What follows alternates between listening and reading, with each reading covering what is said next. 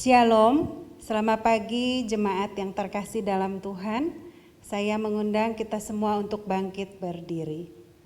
Kita akan mengambil waktu teduh di hadapan Tuhan untuk mempersiapkan hati kita memasuki ibadah pada pagi hari ini.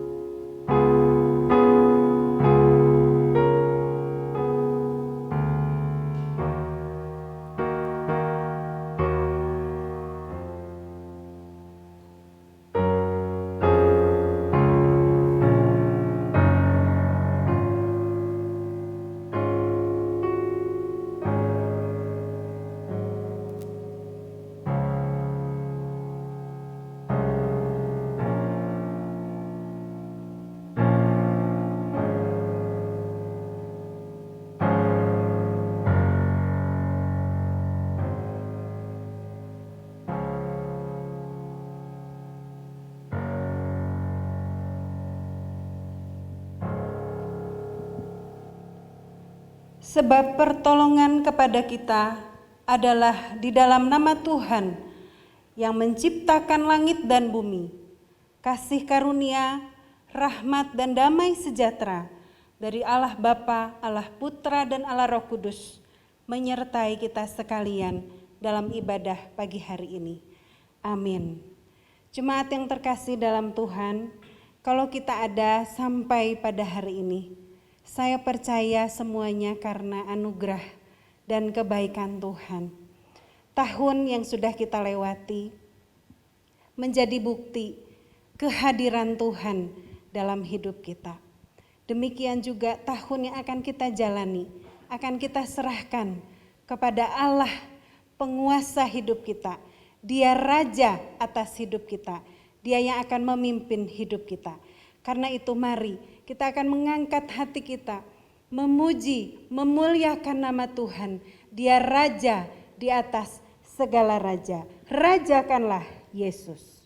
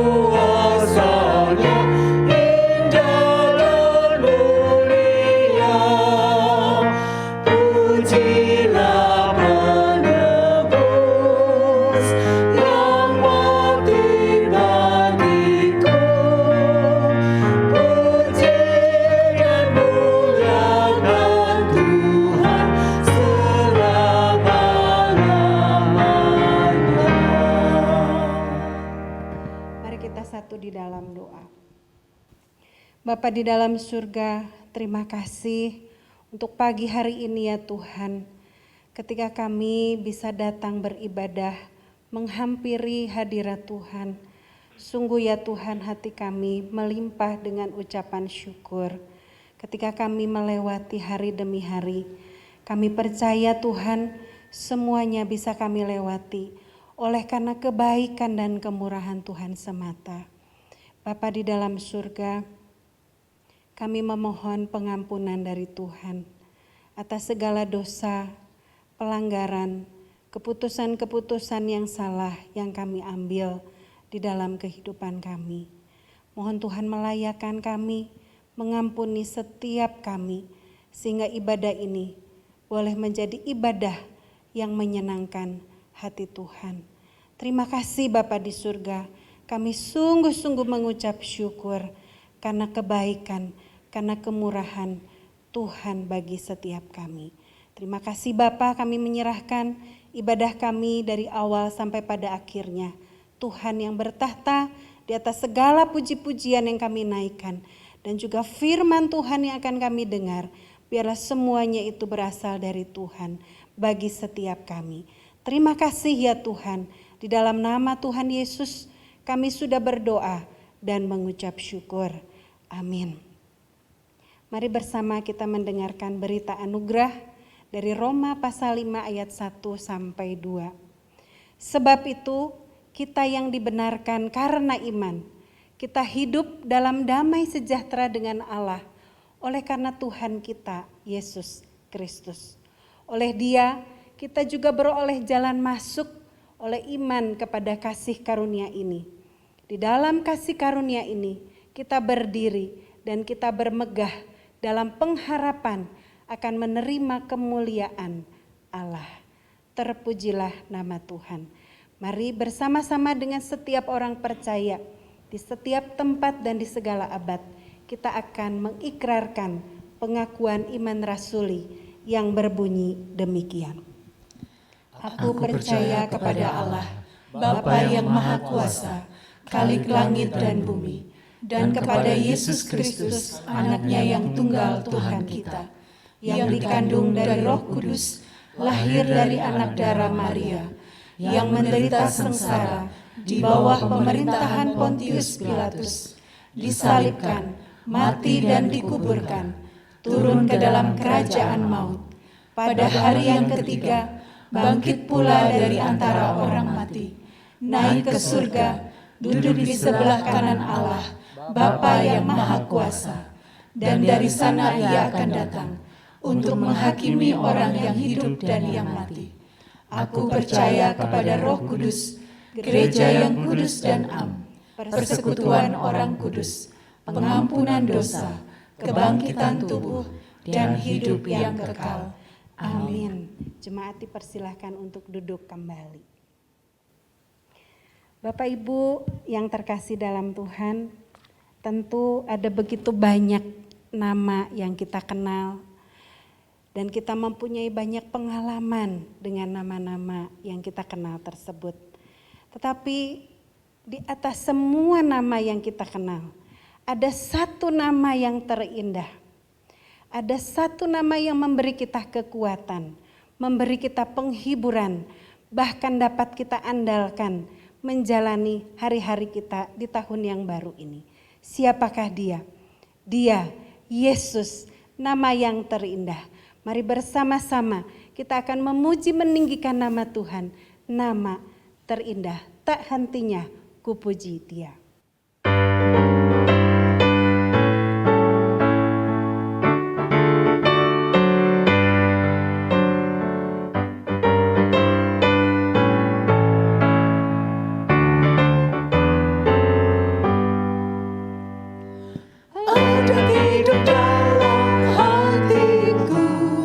Bisikan manis Tuhan, jangan takut ku beserta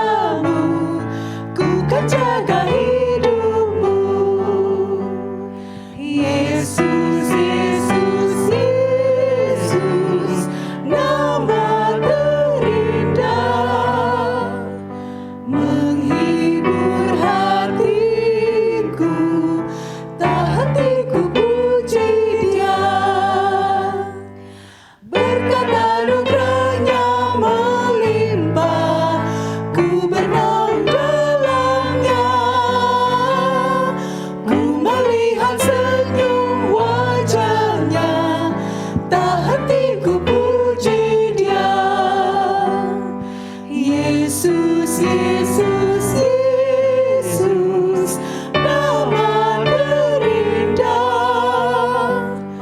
menghibur hatiku, tak henti ku puji Dia.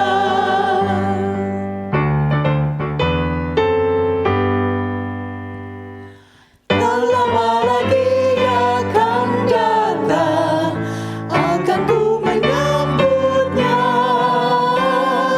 dan ku kan dijemput ke surga, bertanda bersamanya. Yesus, Yesus, Yesus, nama terindah, menghibur hatiku, tak henti ku puji Dia. Nama Yesus, nama terindah, tak henti kupuji Dia. Bapak Ibu jemaat yang terkasih dalam Tuhan, nama terindah itu juga nama yang pernah lahir dan lahir ke dalam dunia ini. Yang kita agungkan, yang kita rayakan bersama-sama di hari Natal yang lalu. Itu menunjukkan bahwa Dia Allah yang peduli. Dia Allah yang tidak tinggal nun jauh di sana, tetapi Dia dekat dengan kita. Kita akan mempersiapkan hati kita untuk mendengarkan firman Tuhan pada pagi hari ini. Kita akan bersama-sama mengatakan kepada Tuhan bahwa Dia adalah pusat hidup kita.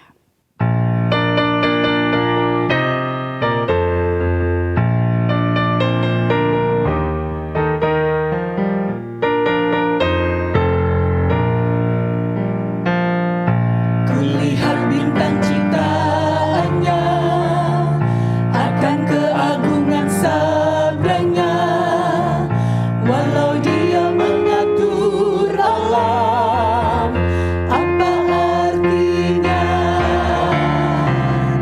Kelahiran yang kurayakan, karena ada dalam sejarah, datang membebaskan manusia, apa artinya? Akhirnya ku bertemu Tuhan, aku rasakan anugerahnya. Dia bukan Tuhan yang tinggal jauh dari aku dan yang mengabaikanku. Kini aku ditemaninya dan selalu dijagainya, memimpin sepanjang jalanku. Yesuslah hidupku.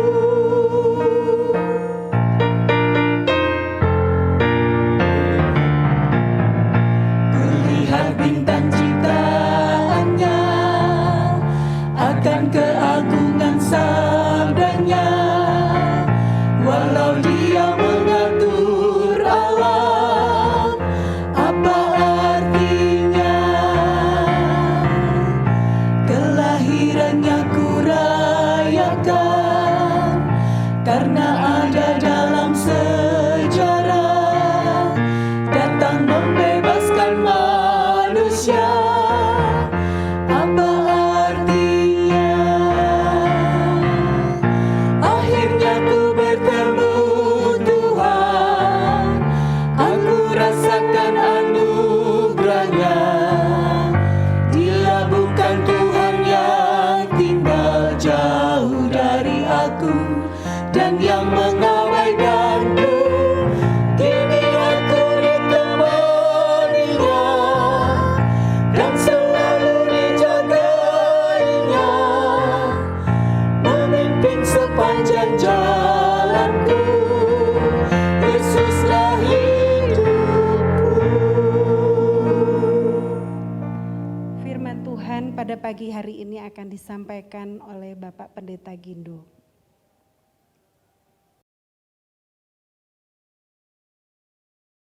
Selamat pagi Bapak Ibu Saudara yang dikasihi oleh Tuhan Yesus, selamat tahun baru.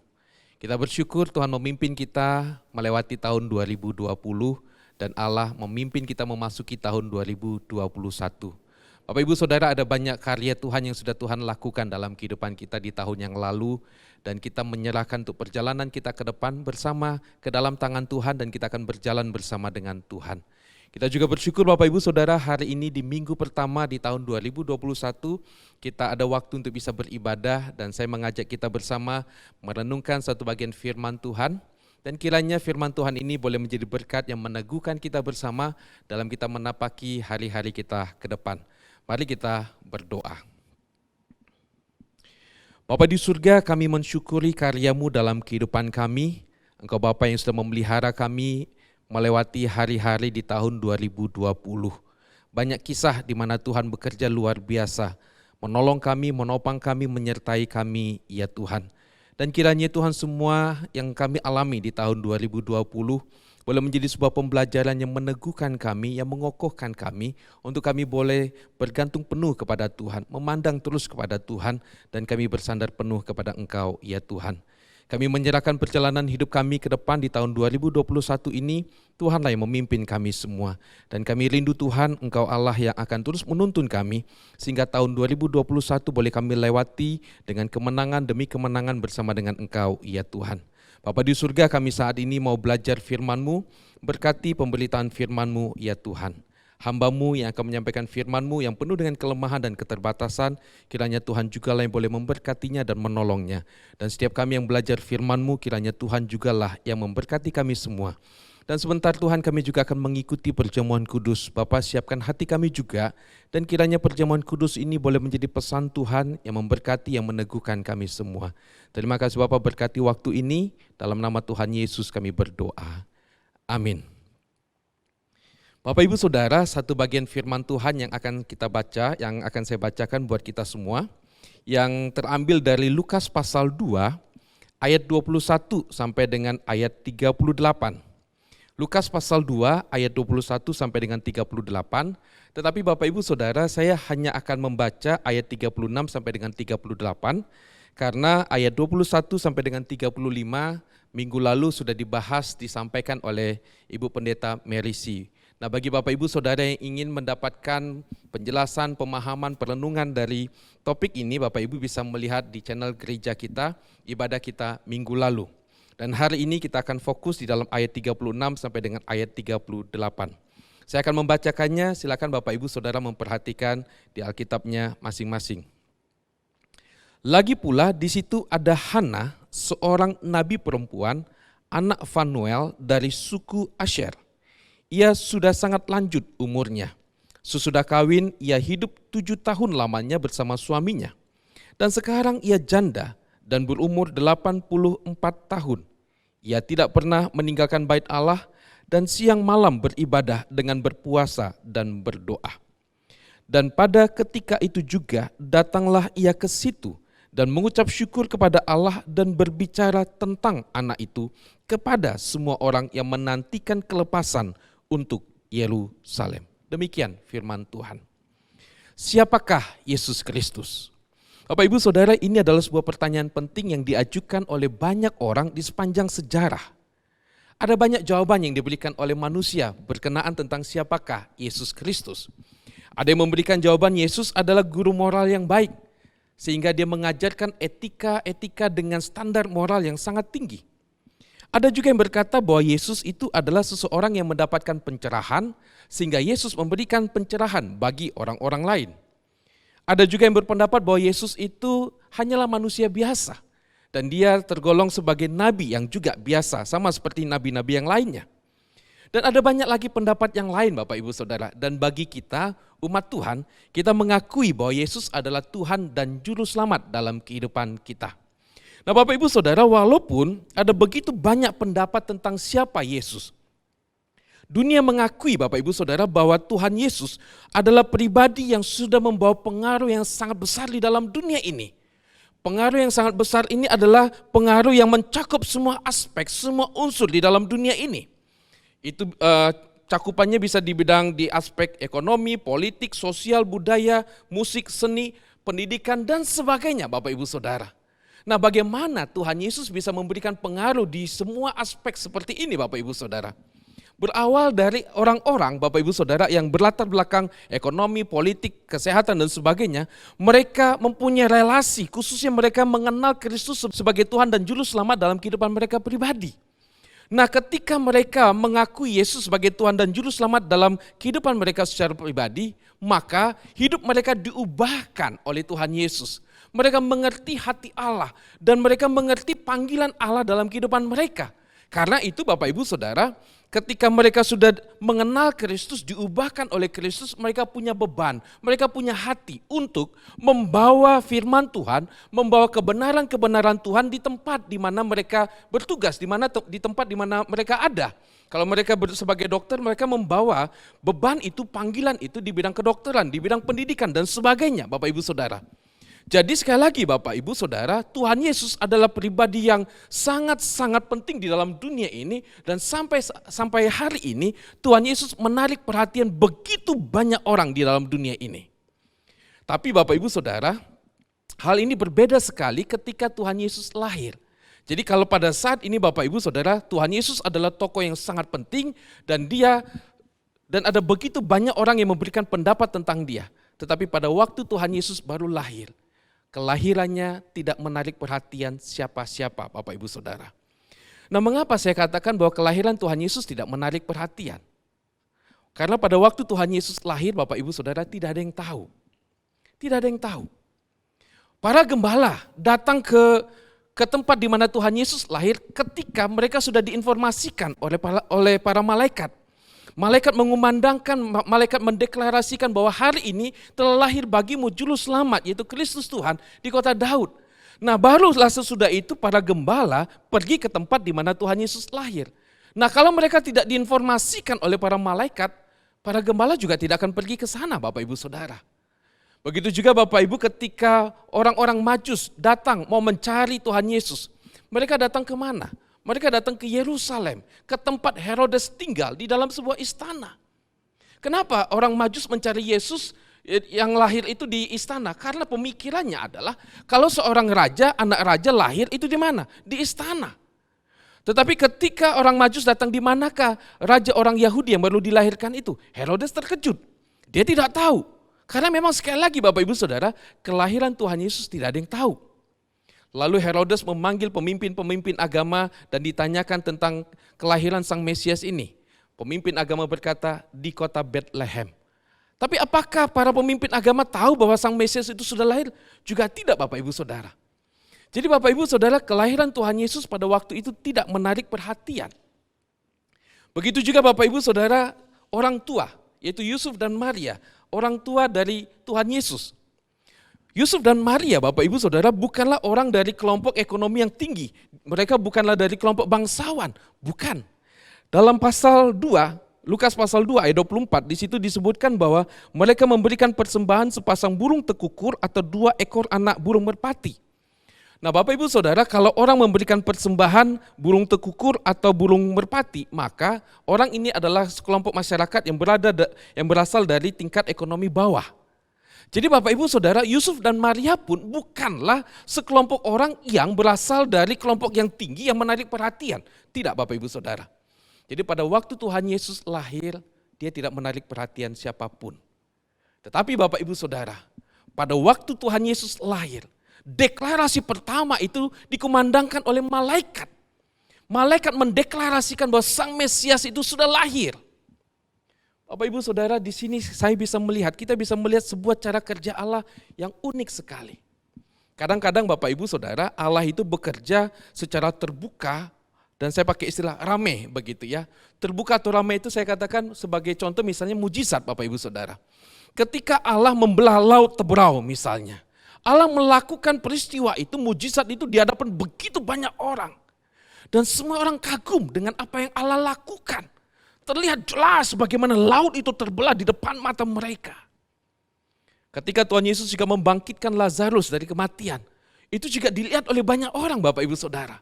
Ketika Tuhan Yesus memberi makan kepada 5.000 orang, itu juga dilihat begitu banyak orang. Bapak Ibu Saudara, kadang-kadang Allah itu bekerja secara terbuka dan disaksikan secara jelas oleh kasat mata kita. Tapi terkadang Bapak Ibu Saudara, Allah itu bekerja secara senyap.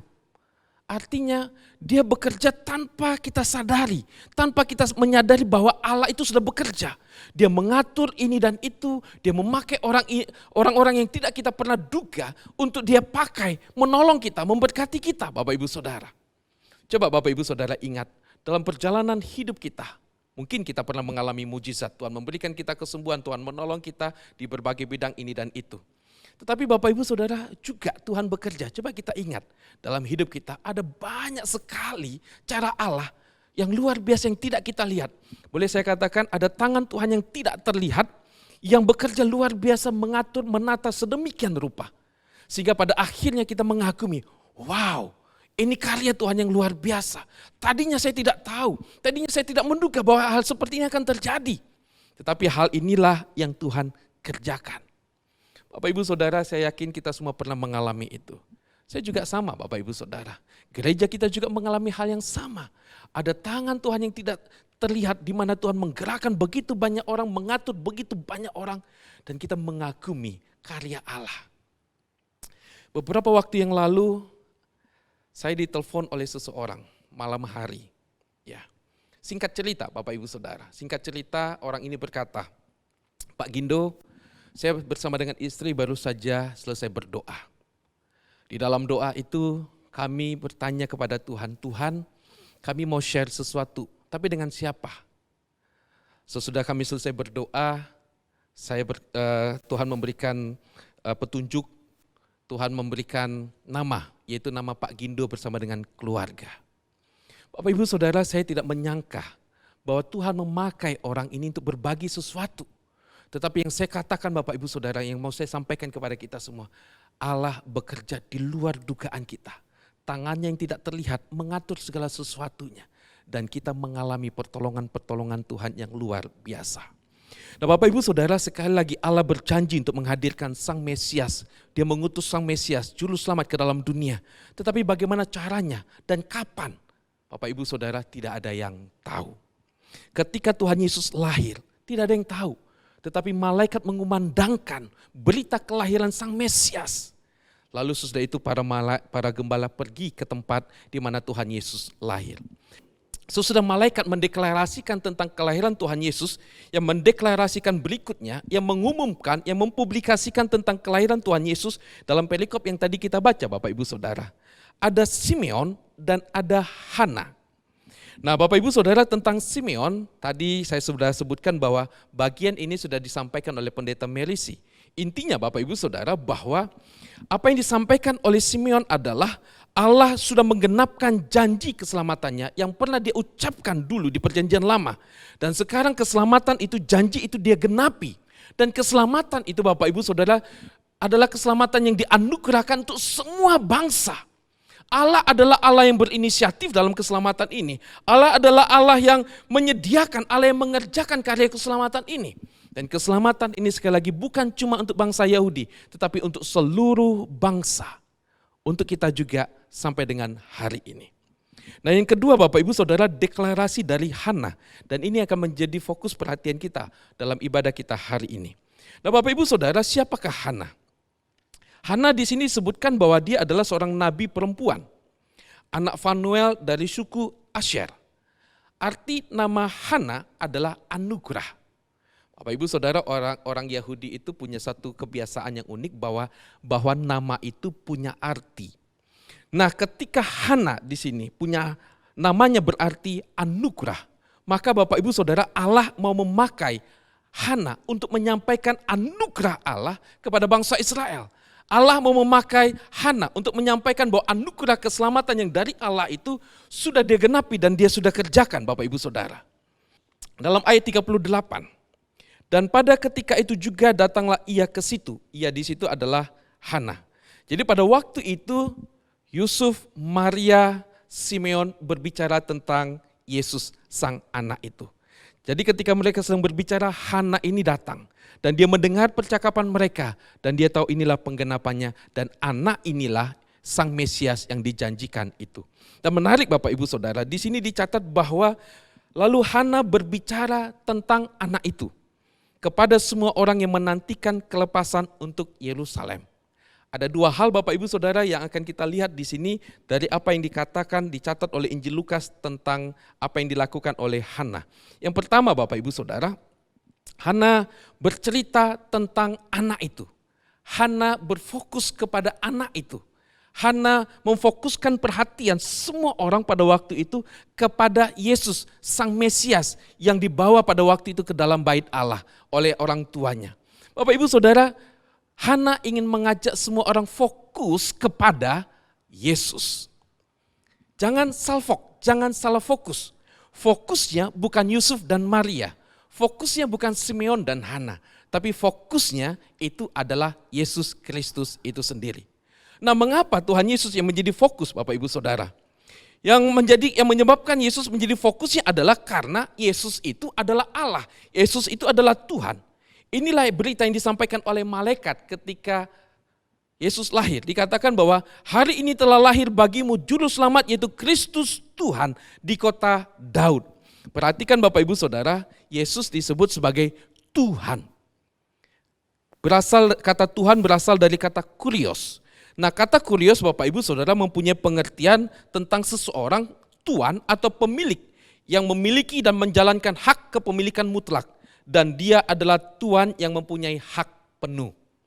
Jadi Bapak Ibu Saudara, Tuhan Yesus di situ disebutkan sebagai Tuhan sebab dia adalah pribadi yang punya otoritas, yang punya wewenang, dan dia mempunyai hak penuh di dalam mengatur segala sesuatunya. Nah, kalau kita melihat Bapak Ibu Saudara posisi penting dari Tuhan Yesus di sini, maka Bapak Ibu Saudara kita mengakui bahwa Yesus itulah pusat dalam kehidupan kita. Dialah fokus dari seluruh kehidupan kita. Dialah fokus dari Natal. Fokus Natal itu Yesus, bukan yang lain. Fokus dari Injil Lukas itu adalah Yesus juga. Jadi Yesuslah Bapak Ibu Saudara yang menjadi pusat dari segala sesuatunya. Pusat berita dari Alkitab kita adalah Yesus. Pusat dari gereja kita juga adalah Yesus. Pusat dari pelayanan-pelayanan kita adalah Tuhan Yesus. Pusat dari alam semesta ini adalah Tuhan Yesus. Dan pusat dari hidup kita adalah Tuhan Yesus. Dialah yang menjadi fokus dalam kehidupan kita, dialah menjadi fokus dari segala sesuatunya Bapak Ibu Saudara. Jadi dengan kata lain, Kristuslah yang menjadi pusat, Christ center atau dalam istilahnya Kristosentris. Yesuslah yang menjadi pusatnya. Bapak Ibu Saudara, pesan ini penting tentang anak itu. Yang mengajak kita semua untuk apa? Memfokuskan hidup kita kepada Kristus saja. Kalau Kristus yang menjadi pusat dalam hidup kita, Bapak Ibu Saudara, maka hidup kita baru bisa menjadi hidup yang berkenan di matanya. Kalau hidup kita berpusat kepada Kristus, kalau hidup kita berfokus kepada Kristus, maka barulah kita bisa berjalan seperti yang Tuhan kehendaki. Kita bisa menjalankan fungsi dan panggilan kita sebagaimana mestinya kalau Kristus yang menjadi pusat dalam kehidupan kita.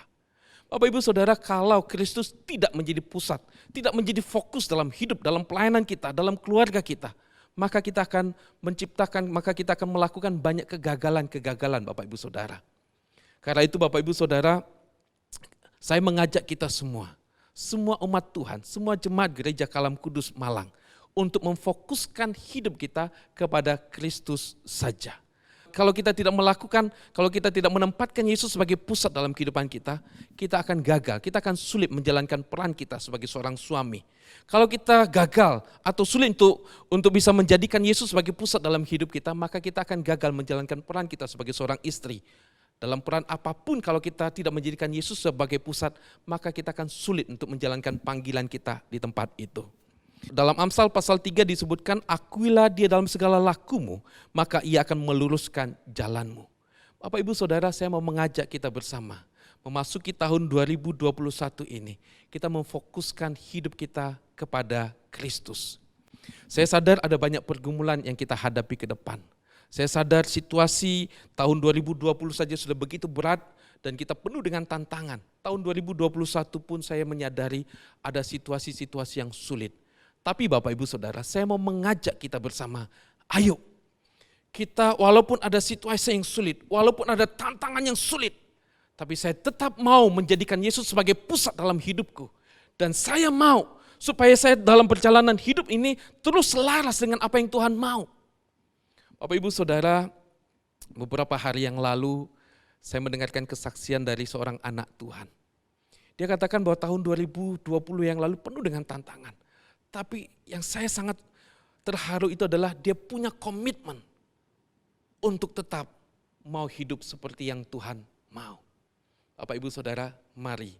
Walaupun tahun 2021 nanti adalah tahun yang sulit, tapi kita mau tetap berjalan menjadikan Yesus sebagai pusat dalam hidup kita dan mengizinkan Allah itu sendiri yang mengarahkan perjalanan hidup kita.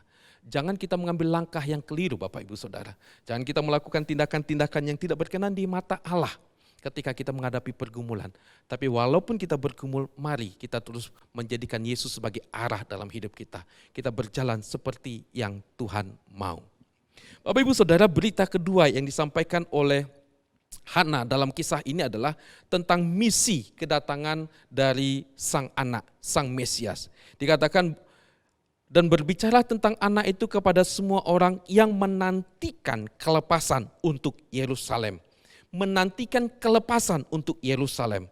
Bagian ini Bapak Ibu Saudara mirip dengan ayat 25 yang berbicara tentang Simeon. Dikatakan bahwa di Yerusalem ada seorang bernama Simeon, ia seorang yang benar dan saleh yang menantikan penghiburan bagi Israel.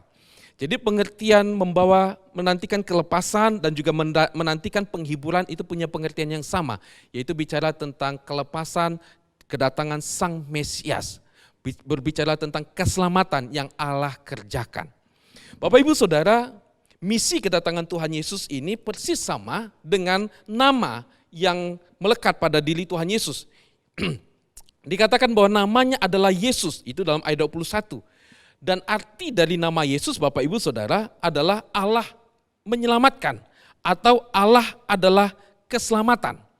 Jadi Bapak Ibu Saudara, Allah berjanji akan mengutus sang penyelamat yaitu sang Mesias untuk menyelamatkan bangsa Israel. Dan Allah sudah menggenapi janjinya itu dengan kehadiran sang anak yang diberi nama Yesus yang berarti Allah yang menyelamatkan.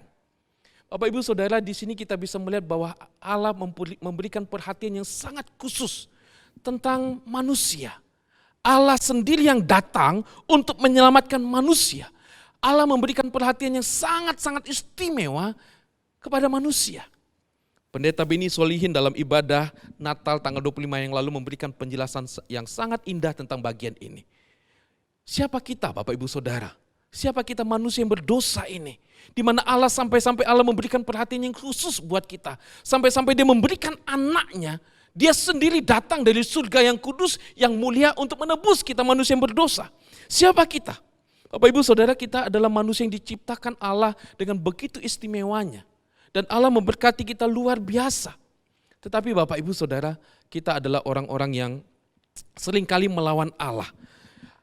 Berkat yang Allah berikan kepada kita justru kita gunakan untuk melawan Allah. Bapak Ibu Saudara, kita adalah orang-orang yang boleh saya katakan orang-orang yang tidak tahu diri. Orang-orang yang ya boleh istilah kasarnya kita ini adalah orang yang kurang ajar di hadapan Tuhan. Diberkati oleh Tuhan, mendapatkan berkat yang begitu luar biasa, tetapi kita menggunakan berkat Tuhan itu justru untuk melawan Allah. Tapi Bapak Ibu Saudara, inilah cinta Tuhan, kasih Tuhan yang luar biasa. Dia memilih datang ke dalam dunia untuk menyelamatkan kita semua, untuk menyelamatkan engkau dan saya. Bapak Ibu Saudara, saya mau mengajak kita melihat karya Tuhan ini, melihat relasi kita dengan Tuhan, dari perspektif bahwa kita ini adalah orang yang sudah ditebus. Bapak Ibu Saudara, karena kita ini sudah ditebus oleh Tuhan Yesus, Bapak Ibu Saudara, maka relasi kita kepada Tuhan itu adalah relasi yang bersyukur Bapak Ibu Saudara. Relasi kita dengan Tuhan adalah relasi yang memuji, yang menyembah, yang berterima kasih kepada Dia. Bapak Ibu Saudara, kalau relasi kita ini adalah relasi anugerah. Relasi kita ini bukanlah seperti relasi kerja Bapak Ibu Saudara. Saya lakukan sesuatu, kamu memberikan saya sesuatu. Bukan. Relasi kita ini adalah relasi kita sudah mendapatkan sesuatu yang tidak layak kita terima Bapak Ibu Saudara. Karena itu Bapak Ibu Saudara, saya mau mengajak untuk kita mengabdikan hidup kita. Tadi saya katakan untuk kita belajar taat, untuk kita belajar hidup dalam kebenaran Tuhan seperti yang Tuhan mau, bukan dengan sebuah keterpaksaan Bapak Ibu Saudara, tapi dengan sebuah kesadaran. Aku sudah dikasihi oleh Tuhan, aku sudah dicintai oleh Tuhan, Dia sudah berkasih karunia luar biasa. Bapak Ibu Saudara, saya ingin kita melihat relasi kita dengan Tuhan adalah relasi kasih karunia. Karena itu Bapak Ibu Saudara, saya rindu, mari kita menjalani tahun 2021 dengan sebuah hati penuh dengan ketaatan. Jadi kita mau belajar Bapak Ibu Saudara, tahun 2021 menjadi tahun ketaatan, di mana kita mau belajar taat, menyenangkan hati Tuhan, untuk kita mau hidup berkenan di mata Tuhan. Bapak Ibu Saudara, sebentar kita akan mengikuti perjamuan kudus. Perjamuan kudus sekali lagi mengingatkan kepada kita tentang cinta Allah, anugerah Allah buat siapa? Buat kita. Ingatlah Bapak Ibu Saudara, Allah punya rencana yang luar biasa. Dia Tuhan, ya. Dia punya hak mutlak, ya. Dia punya wewenang dan otoritas, iya. Tetapi wewenang dan otoritas itu bukan untuk sewenang-wenang Bapak Ibu Saudara. Dia bukan mau membawa kita atau untuk membuat kita hidup dalam sebuah keterpaksaan atau sebuah perbudakan yang bagaimana. Enggak Bapak Ibu Saudara. Dia adalah Tuhan dan dia punya otoritas atas hidup kita, tapi dia punya cinta. Cintanya luar biasa, relasi kita dengan dia adalah relasi kasih. Karena itu Bapak Ibu Saudara, mari kita jalani hari-hari kita ke depan di dalam sebuah keyakinan bahwa Allah adalah Allah yang memimpin kita untuk memasuki menjalani hari-hari ke depan di dalam rencana Tuhan yang indah. Perjamuan kudus sekali lagi mengingatkan kita, Allah punya rencana yang luar biasa untuk kita semua. Bapak Ibu Saudara, mari kita jalani hari-hari kita ke depan dengan sebuah keyakinan Allah adalah Allah yang memimpin kita dan dia memimpin kita kepada sebuah rencana yang sangat indah bagi kita semua. Amin, mari kita berdoa. Bapa di surga, kami bersyukur untuk anugerah-Mu. Engkau Bapa yang baik bagi kami semua. Engkau Allah yang luar biasa bagi kami ya Tuhan. Karya-Mu, cara-Mu bekerja melampaui pikiran kami ya Tuhan. Dan Engkau sendiri yang datang ke dalam dunia ya Tuhan untuk mencari dan menyelamatkan kami orang-orang yang berdosa ini. Dan Engkau sendiri Tuhan yang memegang kami dan menuntun kami, yang membawa kami dari hari ke hari ya Tuhan. Terima kasih ya Bapa. Dan semuanya ini mengingatkan kami bahwa kalaupun kami bergumul hari ini, Tuhan tetap punya rencana yang baik bagi kami. Walaupun hari ini kami belum mengerti, tapi kami tahu satu hal bahwa Tuhan punya rencana yang indah bagi kami. Karena itu ya Tuhan, kami mau terus berjalan bersama dengan Engkau. Engkau adalah Bapa yang mengasihi kami. Sebentar kami akan mengikuti perjamuan kudus, Tuhan berkati kami semua. Siapkan hati kami ya Tuhan. Dan kami rindu ya Bapa untuk kami mau bersama sekali lagi mengingat anugerah-Mu, mengingat pertolongan-Mu, mengingat cinta-Mu yang besar bagi kami. Siapkan hati kami ya Tuhan. Dalam nama Tuhan Yesus kami berdoa. Amin.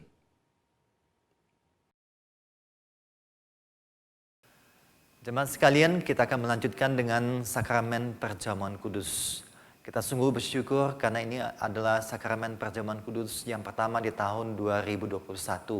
Kita memulainya dengan mengingat bahwa Tuhan yang telah berkorban mati bagi kita.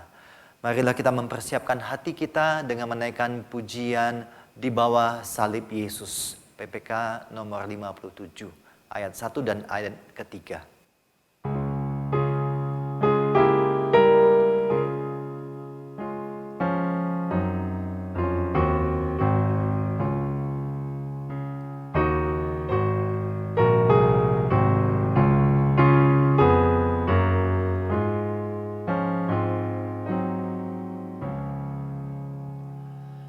Di bawah salib Yesus ku tinggallah teduh, dilindung dalam batu karang dengan berteduh, tempat senang jika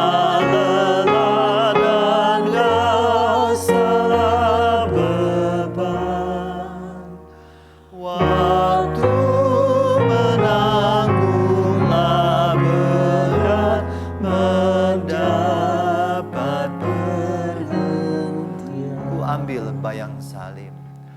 Ku ambil bayang salib, tempat perlindungan. Ku minta saja kesenangan yang Tuhan berikan. Kesenangan dunia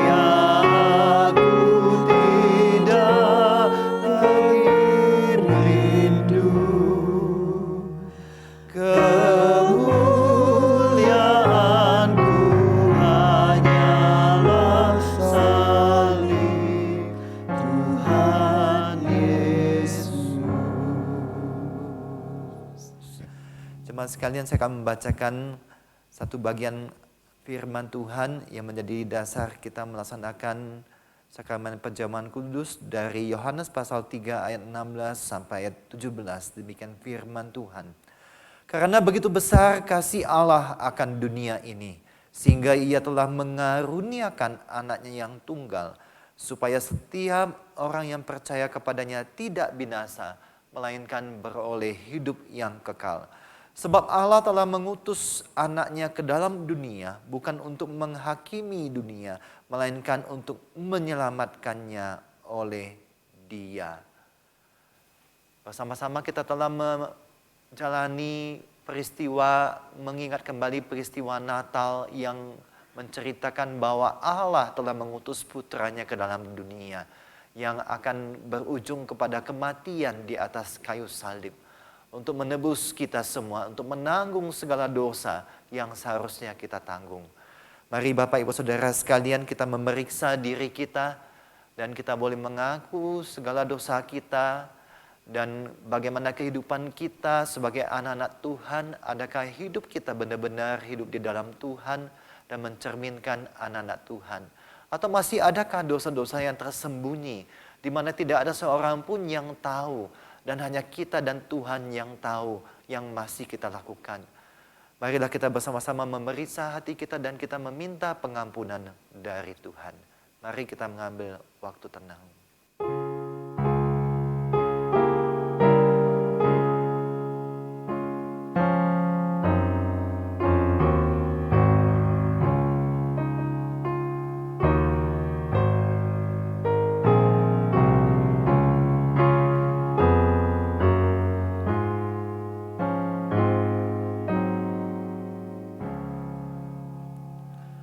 Ya Tuhan, kami sungguh menyadari bahwa kami adalah manusia berdosa yang telah Engkau tebus. Terima kasih Tuhan, karena hari ini kami sekali lagi mengingat akan peristiwa cinta kasih Tuhan yang terbesar, yaitu ketika Engkau mati di atas kayu salib bagi kami semua. Ampuni kami Tuhan, jikalau kami masih hidup di dalam keberdosaan kami. Jikalau masih ada dosa yang terus kami lakukan, ataupun yang kami sembunyikan di hadapan orang lain. Tetapi Engkau yang melihat kedalaman hati kami. Engkau yang mengetahui akan diri kami. Ampuni kami Tuhan, jikalau kami hidup tidak berkenan di hadapan Tuhan. Dan biarlah di sakramen, di perjamuan kudus yang pertama di tahun ini, kami kembali datang memohon pengampunan dari Tuhan. Kami sekali lagi memohon kekuatan dari Tuhan. Sehingga kami boleh menjalani hidup di tahun baru ini. Kami boleh menjalaninya bersama Tuhan. Kami menjalani dengan suatu kewaspadaan, kepekaan untuk tidak melakukan dosa dalam kehidupan kami. Berikan kami hikmat kekuatan untuk mengendalikan diri kami. Berikan kami hikmat untuk mengatur hidup kami. Mengendalikan perkataan kami. Dan juga mengendalikan pikiran kami Tuhan. Agar seturut dengan kehendak-Mu.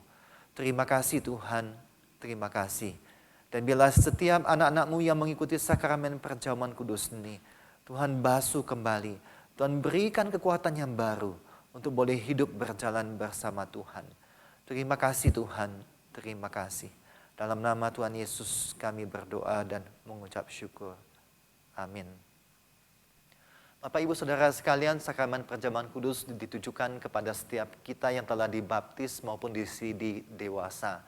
Bagi Bapak Ibu Saudara yang belum dibaptis maupun belum disidi ataupun belum disidi dewasa, diminta untuk tidak mengikutinya dan ikutlah kelas katekisasi yang diadakan gereja, dan setelah katekisasi maka dibaptis dan barulah mengikuti sakramen perjamuan kudus.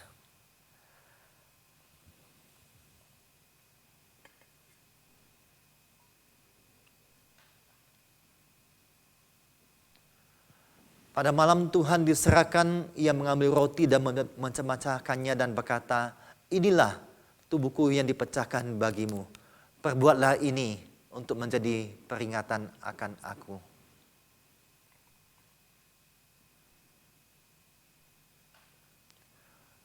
Yesus juga mengangkat cawan perjamuan dan berkata, "Ini adalah cawan perjanjian baru yang dimeteraikan oleh darahku. Perbuatlah ini untuk menjadi peringatan akan aku. Kepada kepala keluarga dipersilahkan untuk membagikan roti dan anggur perjamuan yang telah dipersiapkan, dan kita boleh memegang roti untuk boleh kita mengikuti bersama-sama sakramen perjamuan ini.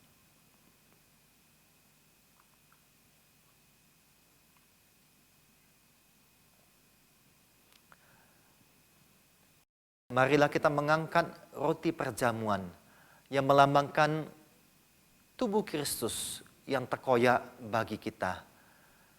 Sebelum kita menerimanya, kita boleh berdoa. Ya Tuhan, di tangan kami ada roti perjamuan yang mengingatkan kami akan tubuh Kristus yang pernah terkoyak, yang pernah terpecah di atas kayu salib demi cinta Tuhan bagi kami semua. Dan kiranya ketika kami memakan roti perjamuan ini, kami mengingat sekali lagi akan kematian Tuhan yang sangat bernilai bagi hidup kami untuk menebus kami. Dan kiranya kami boleh bertekad untuk berjalan sesuai dengan kehendak Tuhan. Tolong kami ya Tuhan, supaya kami boleh mengingat akan cinta kasih Tuhan yang begitu besar bagi hidup kami. Terima kasih Tuhan, terima kasih. Dalam nama Tuhan Yesus kami berdoa dan mengucap syukur. Amin. Bagi jemaat sekalian, kita menerima roti perjamuan.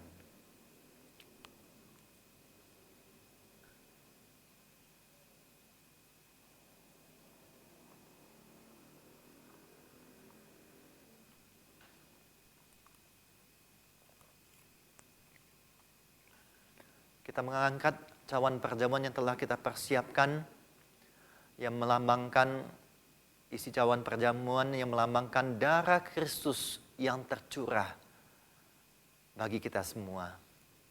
Mari kita berdoa sebelum kita menerimanya. Ya Tuhan, di tangan kami ada cawan perjamuan yang isinya melambangkan darah Kristus yang telah tercurah bagi kami. Darah yang sangat bernilai, yang menebus dosa-dosa manusia, yang menanggung semua hukuman yang seharusnya kami tanggung. Terima kasih Tuhan untuk karya pengorbanan Tuhan di atas kayu salib.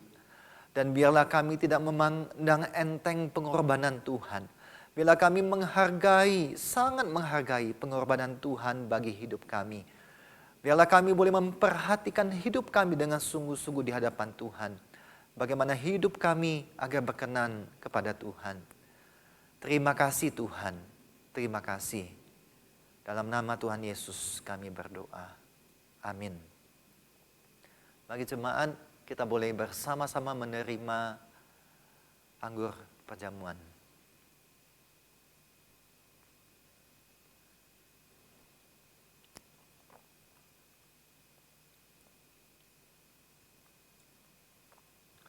Jemaat, kita berdoa sekali lagi. Ya Tuhan, kami sungguh bersyukur kalau kami boleh mengikuti sakramen perjamuan kudus yang pertama di tahun ini. Biarlah melalui sakramen ini kami mengingat kembali akan cinta kasih Tuhan yang tak ternilai bagi hidup kami. Biarlah sakramen ini juga mengingatkan betapa Tuhan menyayangi kami. Betapa Tuhan memperhatikan kami. Dan betapa Tuhan tidak pernah meninggalkan kami. Terima kasih Tuhan. Dan biarlah melalui sakramen perjamuan kudus ini kembali memberikan kekuatan kepada kami. Kepada jemaat-Mu yang mengikutinya. Bahwa ada Tuhan yang telah menyatakan cintanya kepada kami. Dan terus akan mengasihi kami sampai kepada kesudahannya. Terima kasih Tuhan. Dan biarlah sakramen perjamuan kudus ini mengingatkan kami juga tentang suatu janji pengharapan Tuhan di dalam surga nantinya. Ada perjamuan besar, perjamuan yang sangat megah yang mulia, yaitu perjamuan anak domba yang telah disediakan bagi setiap orang yang percaya kepada Tuhan. Terima kasih Tuhan, karena janji ini kami memandangkan akan pengharapan ini, bahwa suatu saat kami akan mengikuti perjamuan yang besar ini. Terima kasih Tuhan. Ya Tuhan, kami juga bersyukur Tuhan untuk segala penyertaan Tuhan bagi jemaat Gereja Kristen Kalam Kudus Malang. Kami bersyukur bahwa kami boleh memasuki untuk tahun 2021 ini. Kami bersyukur melihat betapa campur tangan Tuhan bagi kehidupan bergereja dan jemaat di tengah-tengah situasi pandemi ini. Ya Tuhan, kami tahu ada jemaat-jemaat yang terkena COVID-19 ya Tuhan. Kami mohon biarlah kasih Tuhan, penghiburan Tuhan, penguatan dari Tuhan akan terus menyertai jemaat-jemaat yang mengalami COVID-19 ini. Kami juga berdoa untuk jemaat-jemaat kami yang mengalami berbagai tantangan, pergumulan dalam keluarga, pergumulan dalam pekerjaan, pergumulan dengan sakit penyakit. Kami mohon biarlah Tuhan yang terus memberikan penyertaan bagi jemaat, memberikan penguatan, dan memberikan hati yang terus memandang dan berharap kepada Tuhan dan bukan yang lain. Terima kasih Tuhan. Kami terus doakan juga untuk calon majelis yang akan diteguhkan pada tanggal 17 Januari nantinya. Biarlah Tuhan yang boleh menyertai segala persiapan dilakukan. Biarlah Tuhan boleh menyertai pembinaan-pembinaan yang akan dilakukan. Baik dari sisi kepemimpinan, baik dari sisi tata gereja, pengenalan tata gereja, baik dari sisi spiritualitas, dan bagaimana keluarga yang mendukung dalam pelayanan bagi gereja. Kami berdoa Tuhan, biarlah majelis yang akan diteguhkan di periode yang baru ini boleh diberikan suatu kekuatan, semangat, kesatuan hati untuk menjalani pelayanan bersama-sama. Di tengah-tengah situasi yang ada, kami boleh tetap melayani dengan mata tertuju kepada Tuhan. Terima kasih Tuhan. Kami juga berdoa bagi bangsa dan negara kami Tuhan. Kami bersyukur untuk Bapak Presiden Jokowi yang telah menyatakan vaksin gratis bagi semua masyarakat. Kami tahu ini suatu pergumulan yang akan panjang dan juga butuh biaya yang sangat besar. Biarlah Tuhan boleh memberikan hikmat kepada Presiden dan jajarannya dalam menggenapinya tahapan demi tahapan. Kami berdoa biarlah tahun ini merupakan tahun yang menentukan bagaimana bangsa dan negara kami boleh dapat mengatasi keluar dari pandemi ini, efek dari pandemi ini. Tolong Tuhan segala hal yang akan dilakukan.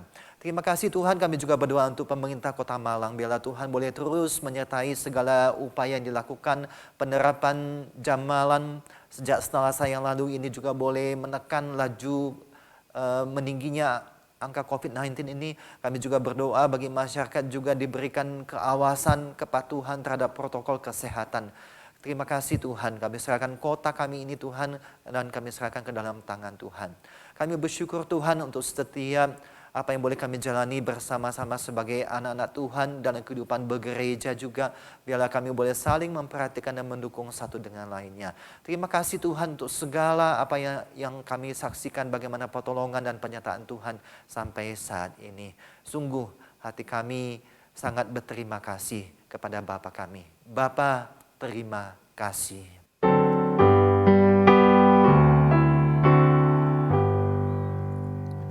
Bapa, terima kasih.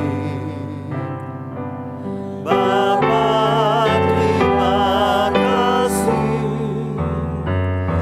Bapa di dalam surga, puji terima kasih.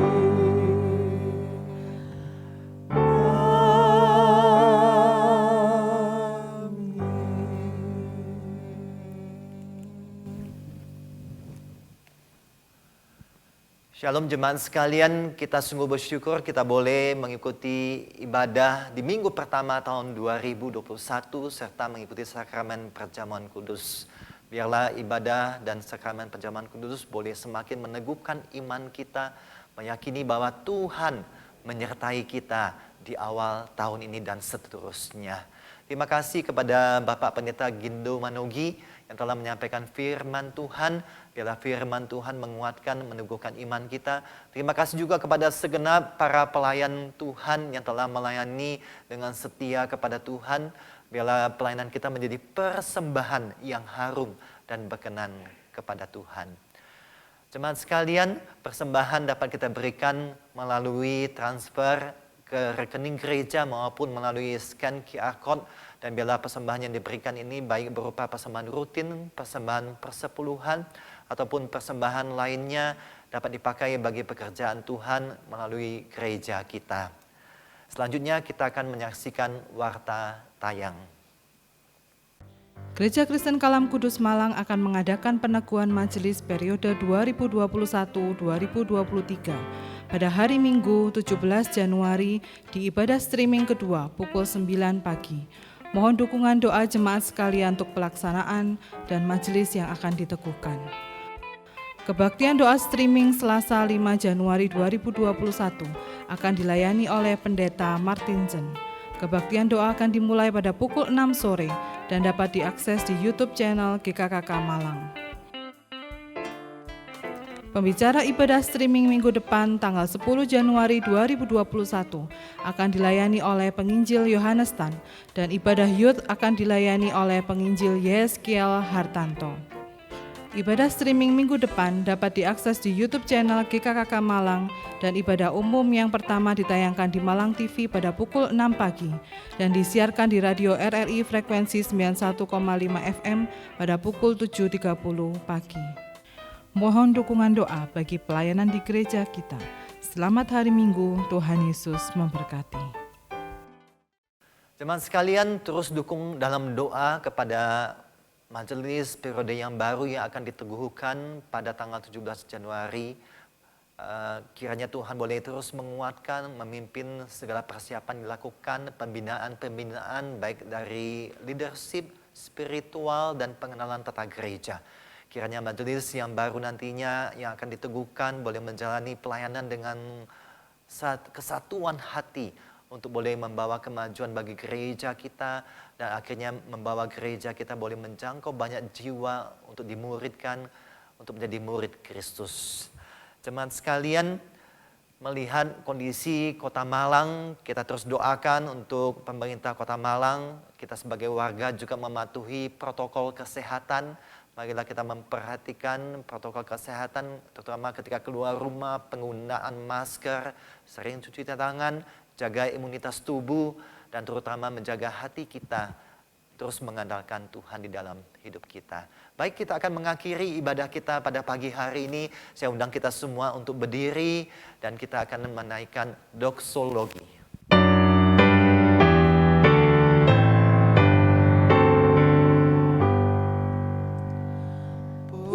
Puji Allah Bapa Putra,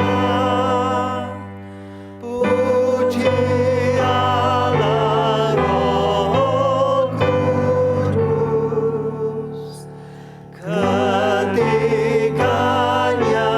yang esa.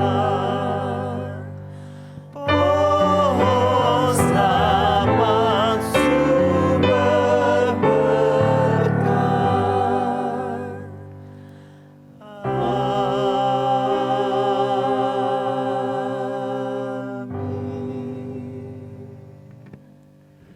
Jemaat sekalian yang dikasihi oleh Tuhan dan yang mengasihi Tuhan, biarlah di dalam hidup kita, kita boleh mengenal Allah, memandang Allah yang senantiasa memandang kita dan menyertai di dalam kehidupan kita.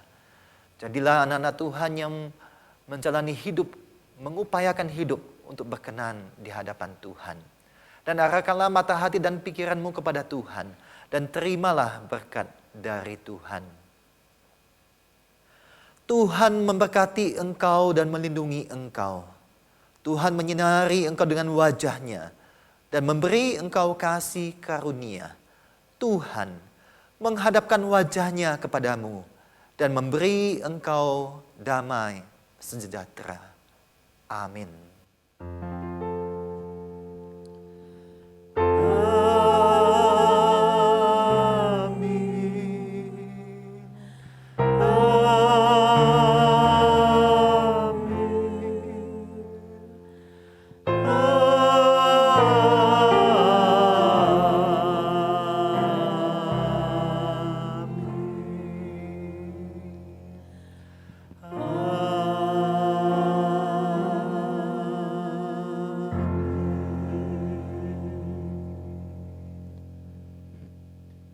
Ibadah kita selesai, silakan mengambil satu teduh. Tuhan Yesus memberkati kita sekalian. Amin.